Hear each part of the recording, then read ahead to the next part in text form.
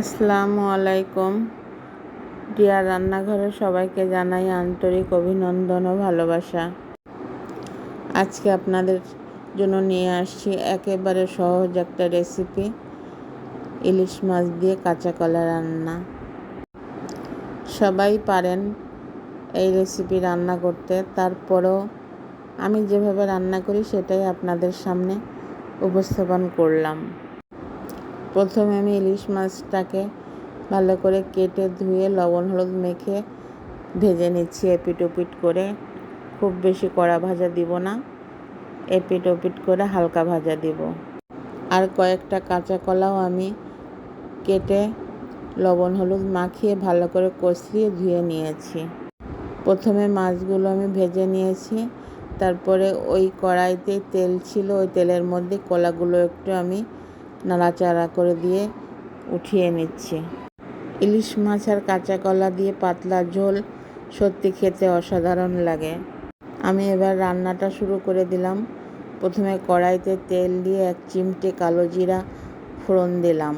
কালো জিরাটা যখন একটু ভাজা ভাজা হলো, তার মধ্যে আমি কাঁচা পেঁয়াজ কুচানো কিছুটা আর কয়েকটা কাঁচা ঝাল আর লবণ দিয়ে নাড়াচাড়া করে নিলাম। পেঁয়াজটা যখন একটু নরম হবে তখন অল্প পানি দিয়ে সব মশলাগুলো আমি অ্যাড করব। এক হাতে মোবাইল নিয়ে আর এক হাতে রান্না করতেছি, একটু সমস্যা হয়েছে, প্লিজ সবাই ক্ষমার দৃষ্টিতে দেখবেন। মশলাগুলি অ্যাড করতে যে মোবাইলটা একটু ডিসপ্লেস হয়ে গিয়েছে, যার জন্য লম্বাভাবে দেখাচ্ছে। যাক, পরে এটা আমি ঠিক করে নিয়েছি, ওই মুহূর্তে আমার খেয়াল ছিল না। সবাই একটু মানিয়ে নেবেন। আমি এখন মশলাগুলো সব দিয়ে দিচ্ছি। 1 চামচ হলুদ গুঁড়া, 1 চামচ ঝাল গুঁড়া এবং জিরা বাটা সামান্য একদম, আদা বাটা 1/2 চা চামচ, আর রসুন দিতে হয় না, তারপরও সামান্য একটু দিয়েছি যেহেতু আমি এখানে কলা অ্যাড করেছি, যার জন্য। এবার অল্প একটু পানি দিয়ে মশলাটা ভালো করে কষিয়ে নেব। প্লিজ সবাইকে বলছি ভিডিওটি না টেনে সম্পূর্ণ দেখবেন। আর যারা আজকে প্রথম দেখছেন একটি করে সাবস্ক্রাইব দিয়ে পাশের বেল ঘন্টিটা বাজিয়ে দিবেন। আর পুরাতন বন্ধুরা যারা সাবস্ক্রাইব করেছেন তাদেরকে অসংখ্য অসংখ্য ধন্যবাদ। সবাই লাইক, কমেন্টস এবং শেয়ার করে দিবেন প্লিজ, এতটুকু অনুরোধ রইল আপনাদের কাছে। মশলাটা আমার ভালোভাবে কষানো হয়ে গিয়েছে। এবার ঝোলের পানি দিয়ে দিব। যেহেতু পাতলা ঝোল রাখবো, যার জন্য একটু ঝোলের পরিমাণটা বেশি দিব, মানে পানির পরিমাণটা বেশি দিব। তাছাড়াও কলাতে অনেকটা পানি টেনে নিয়ে যাবে, যার জন্য পর্যাপ্ত পরিমাণে ঝোল দিতে হবে, যাতে পাতলা ঝোল থাকে। ইলিশ মাছ দিয়ে কাঁচকলার পাতলা ঝোল আলাদা একটা টেস্টি খাবার। ঝোলটা টকবক করে ফুটে উঠেছে, এখন আমি কলাগুলো দিয়ে দিব। কলাগুলি যখন মাঝামাঝি সিদ্ধ হয়ে আসবে তখন মাছগুলিও কলার ভিতরে দিয়ে দিব। তাতে কলা আর মাছ একসাথে একটা আলাদা ফ্লেভার তৈরি করবে। সবাইকে আবার অনুরোধ করছি, প্লিজ এই চ্যানেলটার পাশে থাকবেন এবং চ্যানেলটাকে সামনে এগিয়ে নিতে সাহায্য করবেন।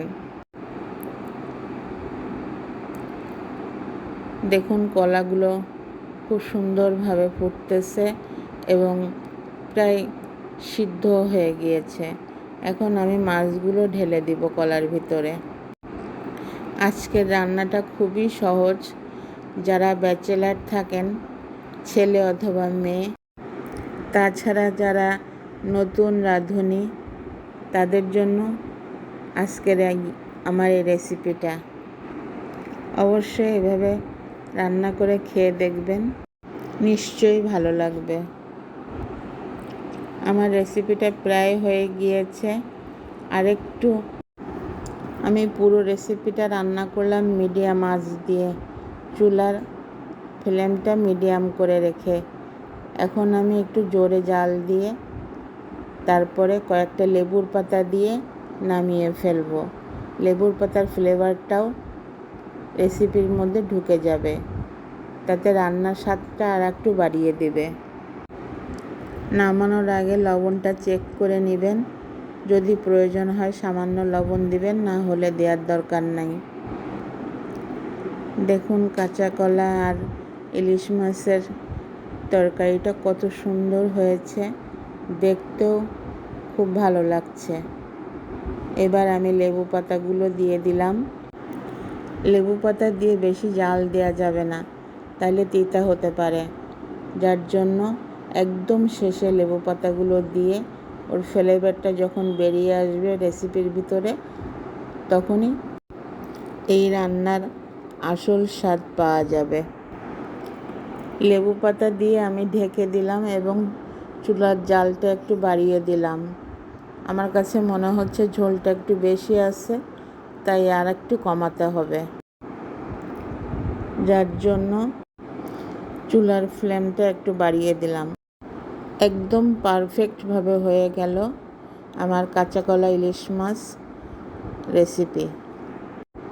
লেবু পাতা দিয়ে অবশ্যই এভাবে বাড়িতে রান্না করে খেয়ে দেখবেন, ভালো লাগবে। ধন্যবাদ।